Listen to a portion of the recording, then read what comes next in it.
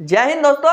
इससे पहले की क्लास हमारी जितनी भी हो चुकी है उनमें आर्टिकल 31 तक हम लोग पढ़ चुके हैं। हालांकि आर्टिकल 31 अब फंडामेंटल राइट्स में नहीं है, लेकिन फिर भी उसके बारे में हमने बता दिया है। अब इसमें आर्टिकल 32 को पढ़ने से पहले थोड़ा सा क्विक रिवीजन हमें कर लेना बहुत ज्यादा जरूरी है, क्योंकि ये समझ में तब आएगा जब हम उसका क्विक रिवीजन कर लेंगे, यानी कि 1 मिनट में क्विक रिवीजन हो जाएगा। हम चलिए कर लेते हैं। देखिए, आर्टिकल 12 से लेकर आर्टिकल 35 तक होता है हमारा कौन सा अधिकार?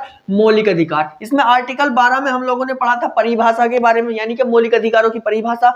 आर्टिकल 13 में हम लोगों ने पढ़ा था अल्पीकरण, यानी कि आपके मौलिक अधिकारों का अगर कोई ऐसा कानून जो संविधान बनने से पहले या संविधान बनने के बाद का कोई अगर ऐसा कानून होगा जो मौलिक अधिकारों को दबा रहा होगा, मौलिक अधिकारों का हनन कर रहा होगा, उसको खत्म कर दिया जाएगा। उसके बाद आर्टिकल 14 में हमने पढ़ा था कानून के समक्ष समानता।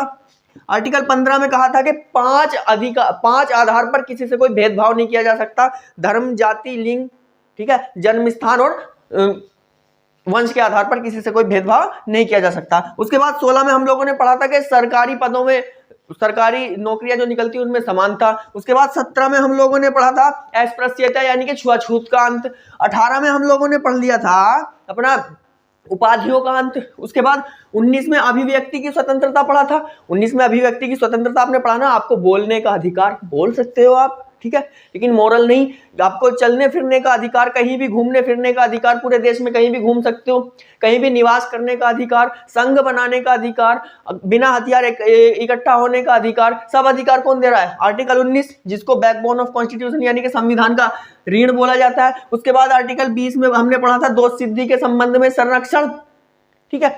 उसके बाद आर्टिकल 21 में हमने पढ़ा था लाइफ एंड पर्सनल लिबर्टी, यानी कि प्राण और दैहिक स्वतंत्रता, अपनी प्राइवेसी भी रख सकते हो, आपके प्राणों की भी आजादी है आपको, ठीक है। उसके बाद आर्टिकल 22 में हमने पढ़ा था गिरफ्तारी के संबंध में संरक्षण, प्रिवेंशन, डिटेंशन, पुनिटिव डिटेंशन, सब हमने पढ़ा था। उसके बाद आर्टिकल 23 में हम लोगों ने क्या पढ़ा था भाई? शोषण के विरुद्ध अधिकार, यानी कि किसी से बंधुआ मजदूरी नहीं करा सकते हो, ठीक है, किसी को जबरदस्ती बेगारी नहीं करा सकते हो, बंधुआ मजदूरी नहीं करा सकते हो। आर्टिकल 24 में हम लोगों ने पढ़ा था कि बाल नियोजन, यानी कि बच्चों से काम नहीं करा सकते हो। आर्टिकल 25 में हमने पढ़ा था धार्मिक स्वतंत्रता, यहां से शुरू हो जाता है व्यक्तिगत स्वतंत्रता, कि आपको अंतःकरण की आजादी है, आप जिनको चाहो मान सकते हो, ठीक है। उसके बाद आर्टिकल 26 में हम लोगों ने क्या पढ़ा था भाई? आर्टिकल 26 में हम लोगों ने पढ़ा था कि आपका जो धार्मिक कार्यों का प्रबंधन, यानी कि आपके धार्मिक कार्य जो आपको कर सकते हो, अपने रीति रिवाज आराम से कर सकते हो, किसी को कोई दिक्कत नहीं है। उसके बाद आर्टिकल 27 में हम लोगों ने पढ़ा था कि धार्मिक कार्यों के लिए जो धन इकट्ठा किया जाता है वो टैक्स फ्री होगा।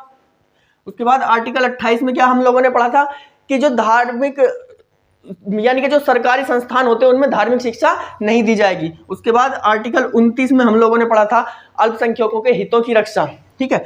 और आर्टिकल 30 में हम लोगों ने पढ़ा था कि अल्पसंख्यक अपने संस्थान खोल सकते हैं, ठीक है। अब ये सभी हमारे मौलिक अधिकार हैं, इन सभी मौलिक अधिकारों के बारे में हम लोगों ने पढ़ लिया है, ठीक है।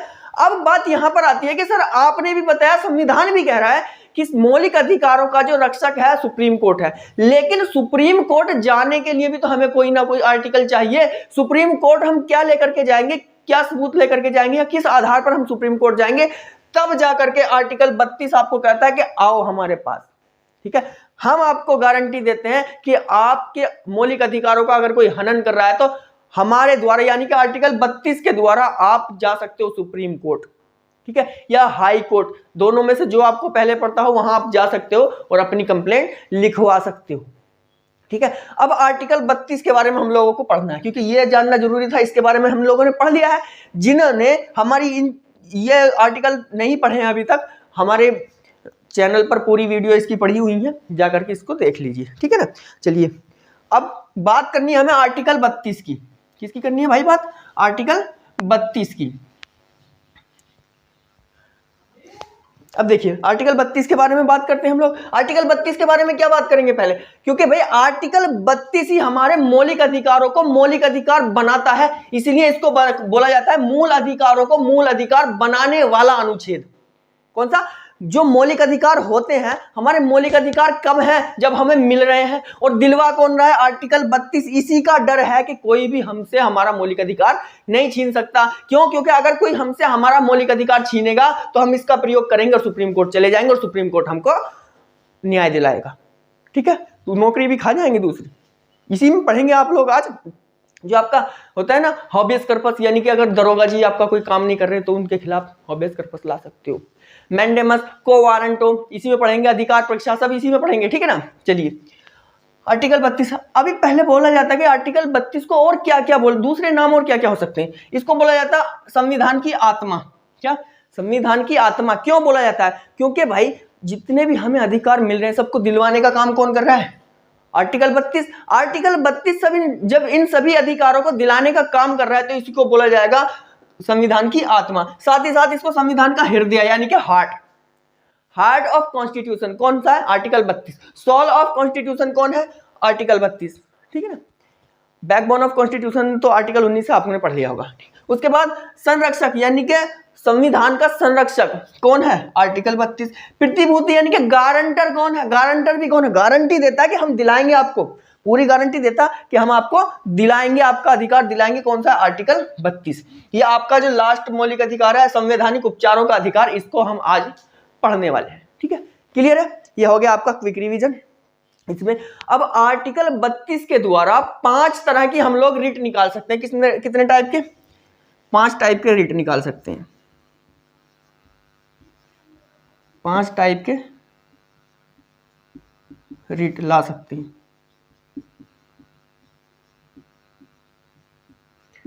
5 तरह के रिट हम ला सकते हैं जो कि कोर्ट में लाए जाते हैं, ठीक है ना। अब वो रिट कौन कौन से हैं उसको अभी पढ़ेंगे, पहले आप लोग इसका स्क्रीनशॉट ले लीजिए।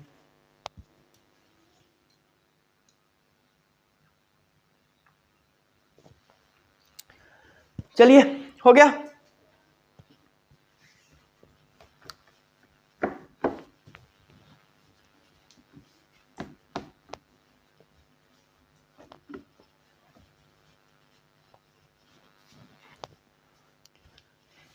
आर्टिकल 32 था ना। आर्टिकल 32 कितने प्रकार के? 5 प्रकार के रिट। पहला रिट क्या होगा हमारा? हॉबियस कर्पस, बंदी प्रत्यक्षीकरण।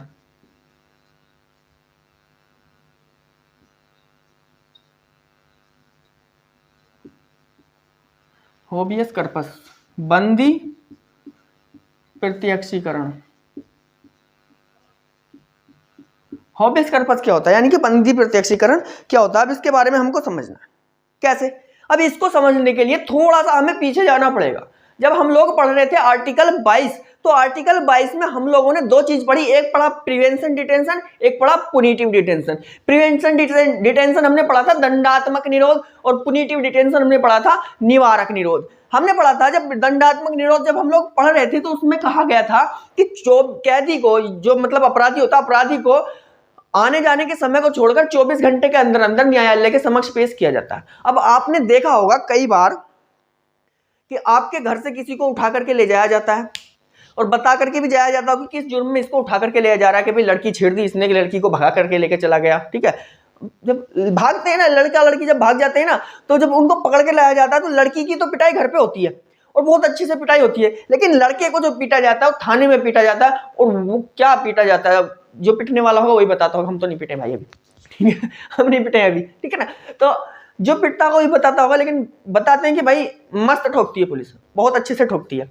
लेकिन क्या होता है जब दूसरी पार्टी, दूसरी साइड वाला आदमी पुलिस को थोड़ा सा पैसा देकर के बोलता है कि इसको 3-4 दिन तक यहीं पीटते रहो, लेकिन आपके पास तो अधिकार है कि आप क्या कह सकते हो कि जो आपके आदमी को उठा करके लेकर के गई है पुलिस और आपको वारंट दिखा करके गई है कि इस जुर्म में इसको लेकर के गया है, तो 24 घंटे के अंदर अंदर उसको क्या, हाँ, न्यायालय में पेश किया जाएगा। अब न्यायालय में जज साहब के पास इतना टाइम तो है नहीं, जज साहब क्या कह देंगे, इसका नंबर तब आएगा जब आएगा, हम तब इसको देख लेंगे, अभी फिलहाल इसको जेल भेज दो, ठीक है, जुडिशियल रिमांड में भेज दो। वहां जेलर होता है, अच्छा आदमी होता है, मारता पीटता नहीं, टाइम से खाना देता है, भले ही दाल पतली होती है लेकिन मिलती है, ठीक है, रोटी भी टाइम से मिलती है और दाल भी मिलती है, लेकिन भले ही पतली होती है कोई दिक्कत नहीं, लेकिन मिल जाती है रोटी आराम से, ठीक है ना, वहां कोई दिक्कत नहीं।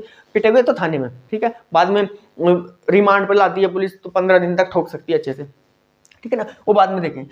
तब अगर आपका घर से किसी को उठा के ले जाए, आपके सगे संबंधी को किसी को पुलिस ले जाती है पकड़ के और 24 घंटे के अंदर अंदर उसे छोड़ नहीं रही है या न्यायालय में नहीं ले जा रही है, उसका चालान करके जेल नहीं भेज रही है, तब आप हाबियस कर्पस ला सकते हो। और साथ ही साथ उससे कह सकते हो कि एक तो सशरीर पेश करना होगा, सशरीर, टू हैव बॉडी, सशरीर प्रस्तुत करें, प्रस्तुत करें। कभी ऐसा भी हो सकता है कि भी ज्यादा मारे, उसका हाथ तोड़ दे या पैर तोड़ दे, ठीक है, वो तोड़कर अलग कर, तो कह दिया गया कि सशरीर प्रस्तुत करें। बिल्कुल जैसा लेकर के गए थे वैसा प्रस्तुत करें। ऐसा नहीं कि आप लेकर के गए और हाथ तोड़ दिया और एक टांग तोड़ दी और अलग डाल दिया कि चलो कर दिया लंगड़ा, ठीक है, लंगड़ा करके आप नहीं दे सकते, कि सशरीर प्रस्तुत करें। दूसरा भाई 24 घंटे के अंदर अंदर 24 घंटे के अंदर न्यायालय में पेश करें, न्यायालय में पेश करें, ठीक है। अगर नहीं होता है तो आप कहां जाएंगे? सीधा सुप्रीम कोर्ट जाएंगे कि साहब ये थाना है, हमारे भाई को उठा करके लेके गए थे और 2 दिन हो गए, 2 दिन से थाने में ही ठोक रहे हैं, अच्छे से चालान करके ना तो जेल में भेज रहे हैं ना घर पे भेज रहे हैं, कुछ कर ही नहीं रहे हैं, आप इसका कुछ करिए। तभी वहां पर एक जज साहब के पास में बैठा रहता है एक टाइप करने वाला, उसको कहते कौन थाना है, पूछो जरा कौन सा थाना है, कि हाँ ये फला थाना, ये थाना, ठीक है इनको भेजो, ठीक है, दरोगा साहब को भेज दो। उनका फैक्स ओपन होगा, वहीं पर पहुंच जाएगा कि बेटा नौकरी खा जाएंगे तुम्हारी, या तो जल्दी छोड़ दो इसको, ठीक है। तो वो 2 मिनट में काम कर देगा फिर आपका दरोगा जी, ठीक है। देखिए ये जो चीजें होती हैं, जितनी हम आप बताने वाले हैं आपको आज, देश की 90% जनता को ये चीजें नहीं पता होती, और यही कारण होता है कि इनको पुलिस ज्यादा परेशान करती रहती है, लोगों को पुलिस ज्यादा परेशान करती रहती है, 10-10 दिन तक थाने में रखती है पुलिस, पीटती रहती है, उनसे पैसा लेती रहती है। भाई इसका प्रयोग करो, इतना बढ़िया संविधान दिया है ना संविधान वालों ने बना करके, कि आपको वो ताकत दी है इस संविधान ने कि पद पर बैठे राष्ट्रपति साहब से भी कह सकते हो कि, सॉरी, प्रधानमंत्री साहब से भी आप कह सकते हो, राष्ट्रपति साहब से भी आप कह सकते हो कि आप जो वहां बैठे हो ना, सरकार हमारे बलबूते पर बैठे हो, हमने वोट दिया है तब बैठे हो, आप ऐसे नहीं बैठे हो, ये जनता ने आपको बिठाया, आप पर विश्वास किया है, ऐसे नहीं है कि एकदम ही बैठ के जाकर अपनी मर्जी से, ठीक है, जनता ने आप पर विश्वास किया है, आप विश्वासघात नहीं करना, काम करना आप जनता का, ठीक, आप कह सकते हो किसी से भी, क्योंकि ये ताकत दी है आपको संविधान ने, ठीक है ना। तो हाबियस कर्पस कर सकते हो हम, यानी कि साधारण भाषा में अगर हम आपको समझाएं कि जब पुलिस आपके किसी सगी संबंधी को या आपको ही उठा करके लेके जाती है, आपको वारंट भी दिखाती है, और उसके बाद भी 4-5 दिन तक आपको थाने में ही रखा जाता है, या ना तो घर भेजा जाता है और ना ही न्यायालय में पेश किया जाता है, यानी कि ना ही जेल भेजा जाता है, उस पर आपकी पिटाई होती रहती है, तब आप क्या ला सकते हो? हाबियस कर्पस ला सकते हो, ठीक है, क्लियर है? यहां तक किसी को कोई दिक्कत नहीं है? हो गया, ठीक। अब आप लोग पहले इसका स्क्रीनशॉट ले लीजिए, उसके बाद आगे चलते हैं।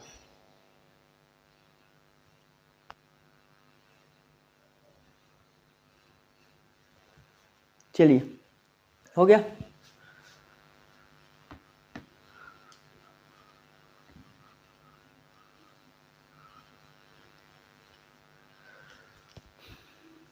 इसके बाद होता है मैंडेमस नंबर 2।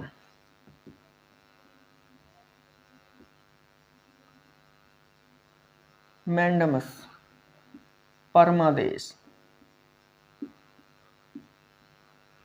परमादेश। देखिए परमादेश क्या होता है, मैंडेमस क्या होता है, अब इसको देखो। इसमें होता है वी कमांड, यानी कि हम आदेश देते हैं। किस पर लगता है भाई? ऑन पब्लिक ड्यूटी पर, जो पब्लिक ड्यूटी पर होते हैं उन लोगों पर लगता है। किस तरह से? जैसे कि सरकारी स्कूल में मास्टर जी होते हैं, ठीक है, कुर्सी का झूला बना लेते हैं और खैनी मसल ले, आराम से बच्चों को पढ़ा नहीं रहे हैं, ठीक है, और पढ़ाई होना बहुत ज्यादा जरूरी है भाई, पढ़ाई नहीं होगी तो नौकरी नहीं होगी, नौकरी नहीं तो रोजगार नहीं, ठीक है, और रोजगार तो आज के टाइम में सबसे ज्यादा जरूरी है। आज के टाइम में क्या, जीने के लिए रोजगार सबसे ज्यादा जरूरी है, कमाना तो आपको सीखना ही पड़ेगा, ठीक है ना। यानी कि अगर आपको अपनी जिसको चाहते हो उससे भी अगर शादी करनी है ना, तब भी बेटा कमाना सीखना पड़ेगा जरूर, ठीक है, कमाना तो पड़ेगा, क्योंकि अब लैला नहीं थामती किसी बेरोजगार का हाथ, मजनू को अगर इश्क है तो कमाना सीख ले, ठीक है ना। चलिए, परमादेश। अब इसमें क्या होगा, या तो आपका कोई भी कर्मचारी काम आपका नहीं कर रहा है तो उसके खिलाफ परमादेश लाया जा सकता है। कैसे? मान लो, ये तो बात अभी उदाहरण दे दिया हमने प्राइमरी स्कूल के, यानी कि सरकारी स्कूल के टीचर का, ठीक है, टीचर साहब खैनी मसल रहे हैं, या मैडम बैठी हुई आराम से स्वेटर बुन रही हैं, या बात कर रही हैं कि रात गोपी रसोड़े में कौन था, कि राशि रसोड़े में कौन था, ये चीज आराम से बात कर रही हैं, सीरियल वगैरह की बतिया रही हैं, ठीक है। अब ये बच्चों को पढ़ा नहीं रहे हैं, तो पढ़ाई जरूरी है, तो उनके खिलाफ मैंडेमस लाया जा सकता है। सुप्रीम कोर्ट जाओ कि साहब हमारे यहाँ पर स्कूल में बच्चों को पढ़ाया नहीं जा रहा है, और बच्चे जाते हैं खिचड़ी खाते हैं और आ जाते हैं, बस कुछ पढ़ ही नहीं रहे हैं। या कभी ऐसा हो कि आपने किसी दरोगा जी के पास में रिपोर्ट लिखवाई अपनी, ठीक है, अब दरोगा जी के पास में जिसके खिलाफ आपने रिपोर्ट लिखवाई उस दूसरे ने भी जाकर के दरोगा जी को थोड़ा दे दिया। अब दरोगा जी शांत बैठे हैं, आराम से, काम ही नहीं कर रहे हैं कोई आपका, तो आप क्या करोगे कि दोबारा पैसे देने थोड़ा ही ना जाओगे। आपको क्या करना है, मैंडेमस लाओ उसके खिलाफ, ठीक है, खिलाफ उसके मैंडेमस लाओ, कोर्ट में जाओ और उसके खिलाफ मैंडेमस लाओ। अब दरोगा जी एकदम काम करेंगे, ठीक है। आपको साहब साहब कहते फिरेंगे, पहले तो आप साहब साहब कह रहे थे, अब आपको साहब साहब कहते फिरेंगे, ठीक है। लेकिन हम बार बार कहने की बात यही है कि देश की 90% जनता को इन रिट के बारे में पता ही नहीं है, ना हॉबियस कर्पस के बारे में पता है, ना मैंडेमस, ना को वारंटो, इनके बारे में पता ही नहीं है देश की जनता को, तो इसलिए मार खा जाते हैं, ठीक है।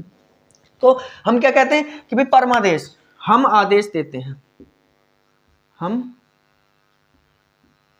आदेश देते हैं। समझ तो आ गया कब लाया जाता है, जब कोई कर्मचारी अपना कार्य ठीक से नहीं कर रहा होता है। यहां लिख देता हूं, जब कोई कर्मचारी अपना काम कार्य ठीक से नहीं कर रहा हो,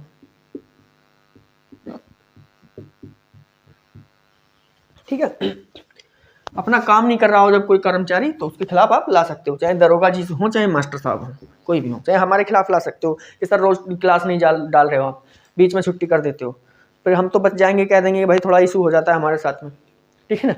चलिए उसके बाद वी कमांडेड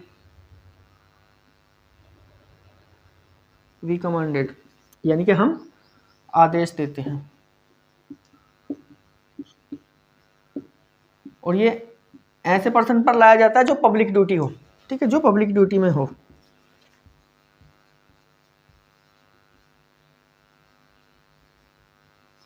जो पब्लिक ड्यूटी ऊपर हो, ऐसे पर्सन पर ये लाया जाता है, ठीक है। लेकिन 2 पर्सन ऐसे हैं जिनके ऊपर ये लाया नहीं जा सकता। कौन कौन? एक तो होंगे आपके भाई देश में सबसे बड़ा कौन? राष्ट्रपति, ठीक है, और राज्य में सबसे बड़ा कौन? राज्यपाल। राष्ट्रपति और राज्यपाल के ऊपर कभी भी मैंडेमस नहीं लाया जा सकता। अब इसी से एक चीज और हम आपसे पूछना चाहते हैं, अभी थोड़ी देर पहले हमने आपको पढ़ाया हॉबियस कर्पस, बंदी प्रत्यक्षीकरण, ठीक है। अब इसमें अगर किसी को प्रिवेंशन पुनिटिव डिटेंशन के तहत उठाया जाए, ठीक है, यानी कि निवारक निरोध के तहत उठाया जाए, प्रिवेंशन डिटेंशन शायद, ठीक है, निवारक निरोध के तहत उठाया जाए, जिसमें कि बिना अपील बिना दलील का कानून जिसको बोला जाता है, ठीक है ना, जो कि 3 महीने से पहले जमानत भी नहीं होती, क्या उसके तहत अगर दरोगा जी ने 10 दिन भी आपको रख लिया तो क्या तब हाबियस कर्पस लाया जाएगा? नहीं लाया जा सकता, ठीक है, तब नहीं लाया जा सकता, क्योंकि जब हाबियस कर्पस हम पढ़ा रहे तो हम बार बार आपको कह रहे थे कि दरोगा जी अगर आपको वारंट दिखा कर गए हैं, आपको बता के गए कि किस जुर्म में इसको लेकर के जाया जा रहा है, तब आप हॉबियस कर्पस ला सकते हो, वैसे हॉबियस कर्पस आप नहीं ला सकते हो, ठीक है ना। तो ये मैंडेमस भी इसी तरह से राष्ट्रपति और राज्यपाल के खिलाफ ये मैंडेमस नहीं लाया जाता। आप लोग इसका स्क्रीनशॉट ले लीजिए।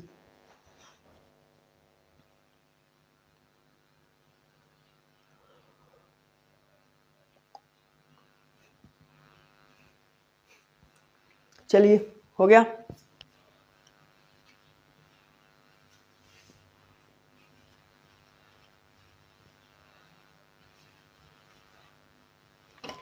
अब आता है को वारंटो, अधिकार परीक्षा नंबर 3।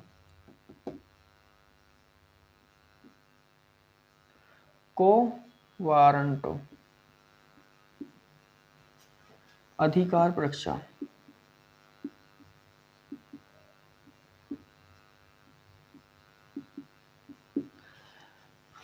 चलिए अधिकार परीक्षा यानी कि को वारंटो, ठीक है। अब इसमें होता क्या है, जब कोई कर्मचारी अपने पद का दुरुपयोग करने लगे, ठीक है, तो उसके खिलाफ ये लाया जाता है। जैसे कि मान लो सरकारी अस्पताल में झाड़ू लगाने वाला बंदा इंजेक्शन लगा देता है, भाई उसका काम झाड़ू लगाने का, तुम इंजेक्शन क्यों लगा रहे हो? भाई मरीज के जिंदगी से खेल लो, इंजेक्शन गलत भी हो सकता है। अब उसमें डॉक्टर साहब बच जाएंगे, कह देंगे कि भाई हम कहीं बिजी थे और इंजेक्शन मिलना उसे जरूरी था, अगर ये इंजेक्शन नहीं मिलता तो जान जा सकती थी, लेकिन अगर इन्फेक्शन थोड़ा सा भी करता तो हम बचा सकते थे, लेकिन जान तो नहीं बचा सकते थे, तो वो तो बच जाएगा, कोई बात नहीं, ठीक है ना। लेकिन आप कभी देखिए ट्रेन में अगर आप लोग जाते हो तो ट्रेन में कभी किसी को सूरत से देख करके लोग पहचानते कि गाँव का है, अनपढ़ लग रहा है, ठीक है, तो लोग क्या करते हैं, टीटी साहब को भी नहीं बुलाया, जो कांस्टेबल होता है वही कहता है कि टिकट दिखाओ।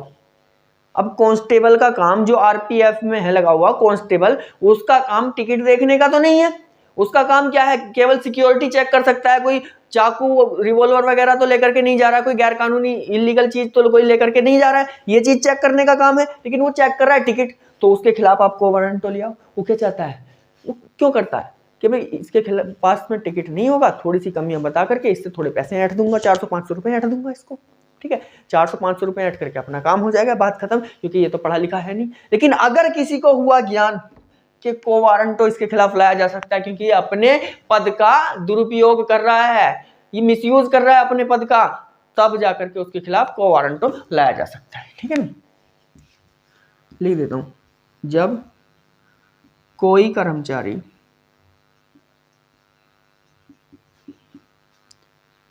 अपने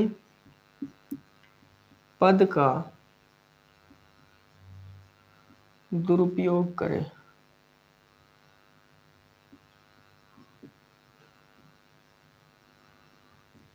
जब कोई कर्मचारी अपने पद का दुरुपयोग करे, ठीक है ना, यानी कि कर्मचारी के पद की संवैधानिक जांच भी इसमें की जा सकती है। पूछा जा सकता है कि भाई आपने क्यों, आप इसको टिकट चेक कर रहे हो, आपका जब अधिकार ही नहीं है टिकट चेक करने का, तो आप टिकट क्यों चेक कर रहे हो, ठीक है। अब देखिए ये तीन जो हमने आपको रिट पढ़ा है, ये तीन रिटें किसी भी कर्मचारी पर लाई जाती हैं जो सरकारी कर्मचारी होते हैं उनके ऊपर, ठीक है।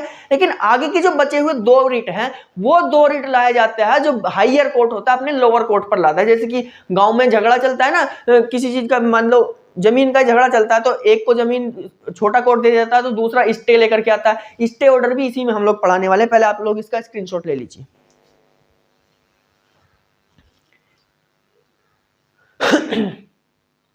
चलिए हो गया।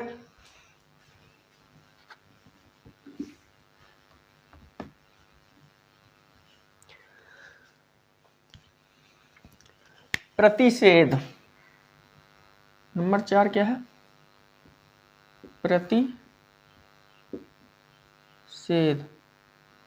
प्रोहिबिशन,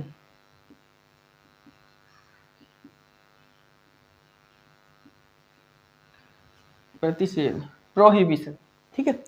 इसमें क्या होता है, यानी कि किसी जो हायर कोर्ट होता है वो लोअर कोर्ट के ऊपर लाता है किसी भी काम को रोक देने, यानी कि स्टे, ठीक है,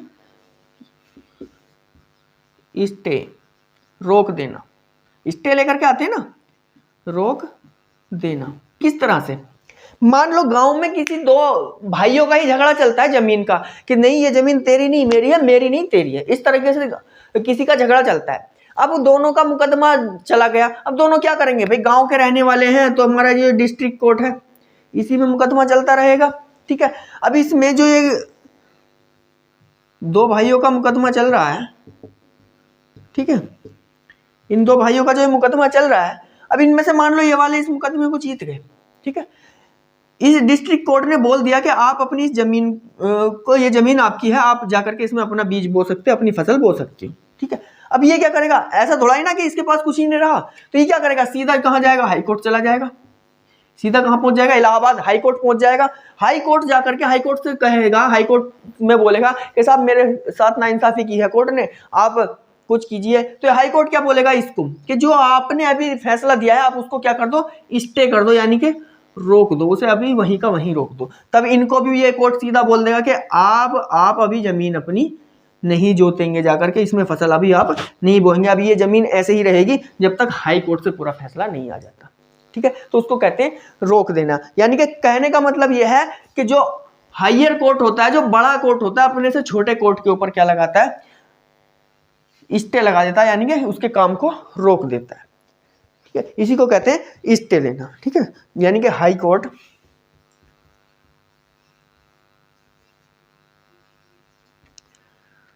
लोअर कोर्ट के कार्य को रोक देता है,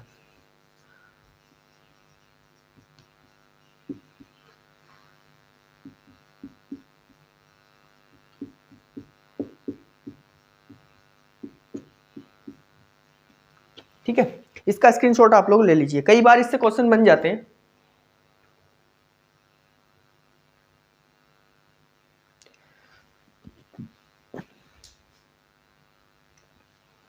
ठीक है ना, इसी में आते हैं स्टे ऑर्डर।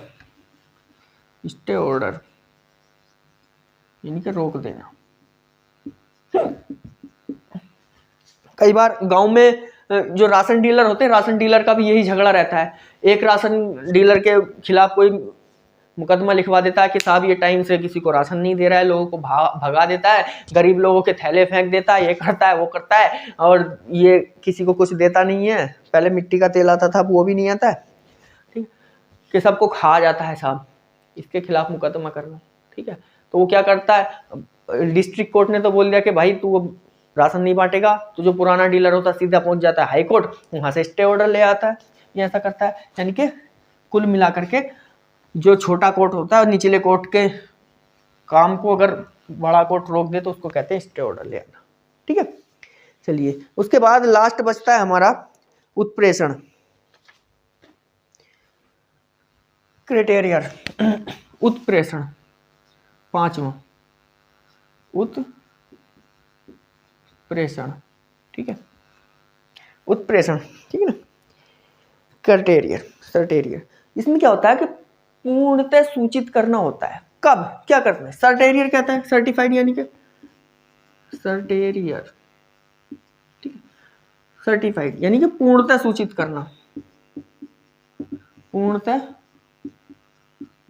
सूचित करना, पूर्णतः सूचित किस तरह से करना होता है, देखिए टू सर्टिफाइड, जब कभी निचला कोर्ट, मान लो ये डिस्ट्रिक्ट कोर्ट ने किसी का फैसला सुना दिया, ठीक है, अब इन दो बंदों के बीच कोई मुकदमा चल रहा था, ठीक है,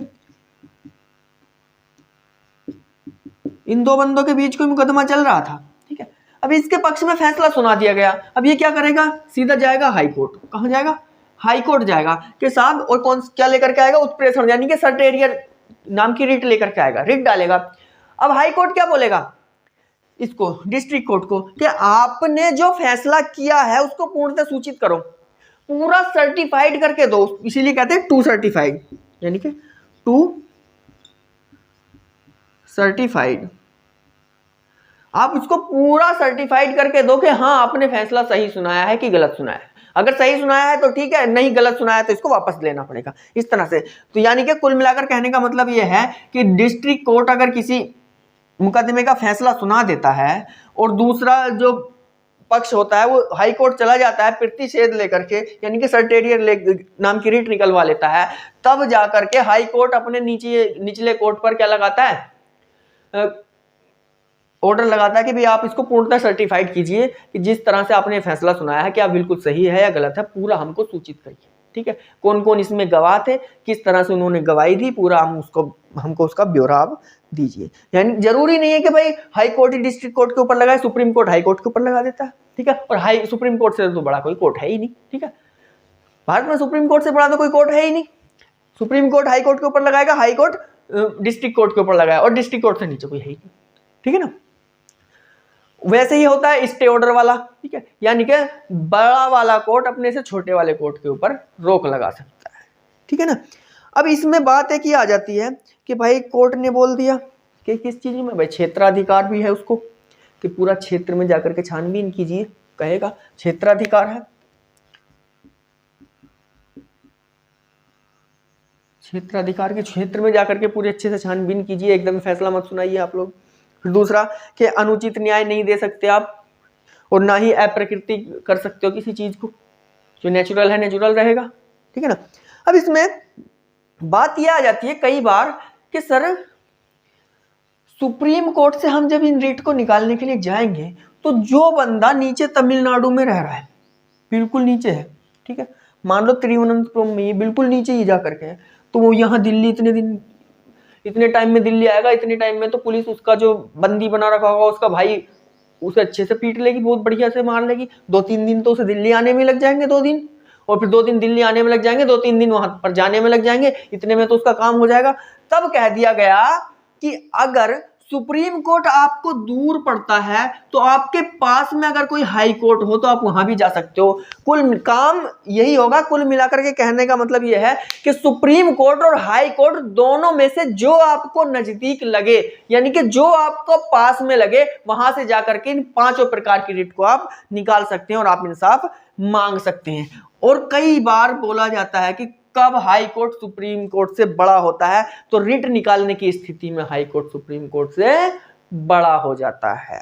ठीक है ना। आर्टिकल 32 के तहत तो आप सुप्रीम कोर्ट जा सकते हो और आर्टिकल 226 के तहत जा सकते हो आप हाई कोर्ट भी। ठीक है, हाई कोर्ट जाने के लिए आपको क्या करना होगा, आर्टिकल 226 का प्रयोग करना होगा, और अगर आप जाना चाहते हो सुप्रीम कोर्ट तो आर्टिकल 32 का प्रयोग आप कर सकते हो। ठीक है, क्लियर है। तो ये था आपका आर्टिकल 32, इसको आप अच्छे से समझ गए होंगे।